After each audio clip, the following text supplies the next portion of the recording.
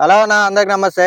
ఇప్పుడు యాసంగి పొలాలు అయితే స్టార్ట్ అయినాయి కాబట్టి ఇప్పుడు రైతన్నలు అయితే పొలాలు అయితే కోపిస్తారు. ఇప్పుడు మన రైతన్నలకైతే లాభం వస్తుందా నష్టం వస్తుందా ఒకసారి అయితే రైతన్న మాటలు అయితే తెలుసుకుందాం. అన్న నమస్తే అన్న. నమస్తే. ఇప్పుడు మీకు లాభం వస్తుందా నష్టం వస్తుందా అన్న? చాలా బాగుంది, చాలా సంతోషం. యాసంగి సీజన్ అయితే చాలా దిగుబడి వచ్చింది, చాలా మంచిగా ఉంది. మేము ఎన్నుకున్న రకం ఏదైతే MTU 1010 రకం సిరీస్ సూపర్ 6 అనే విత్తనం రకాన్ని ఎన్నుకోవడం జరిగింది. చాలా మంచి దిగుబడి వచ్చింది. 2 వీలర్ తో వస్తే ఎకరానికి 5 డబ్బాలు చొప్పున 3 ఎకరాలకు 15 డబ్బాలు వెళ్ళినాయి. చాలా మంచిగా ఉంది. మనం విత్తనం ఎన్నుకునేటప్పుడే మంచి విత్తనం ఎన్నుకొని విత్తనం శుద్ధి చేసుకొని నేను డ్రమ్ సీడ్ పద్ధతిలో విత్తనం నాటుకోవడం జరిగింది. నీళ్లు కూడా 6 దడి లెక్క పెట్టుకుంటూ రావడం వల్ల దిగుబడి కూడా అధిక శాతంలో రావడం జరిగింది. ఎటువంటి చీడపీడలు కూడా ఎక్కువ లేవు.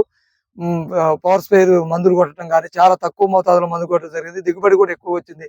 ఈ సీజన్ మాత్రం యాసంగి సీజన్ చాలా సంతోషంగా ఉంది. ఇప్పుడు రైతన్నలు ఇప్పుడు కొంతమందికి ఏం సీడ్ పెట్టాలో తెలియదు.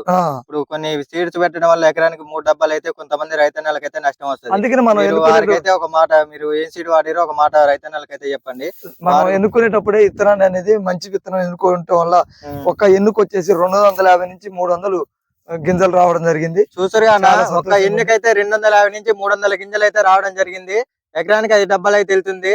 మీరు కూడా ఎవరైనా వాడాలనుకుంటే MTU సిరీస్ 66 వాడండి. రైతన్నలకైతే అధిక దిగుబడి వస్తుంది. జై జవాన్ జై కిసాన్. వరి కూడా ఎక్కువ పెరగటం లేదు. ఎక్కువ పెరిగినా కానీ కింద పడటం కానీ గాలి వానకు కానీ దేనికైనా ఇబ్బంది లేదు. మంచిగా నిలబడి ఉంటుంది. ఓకే అన్న. Okay, thank you.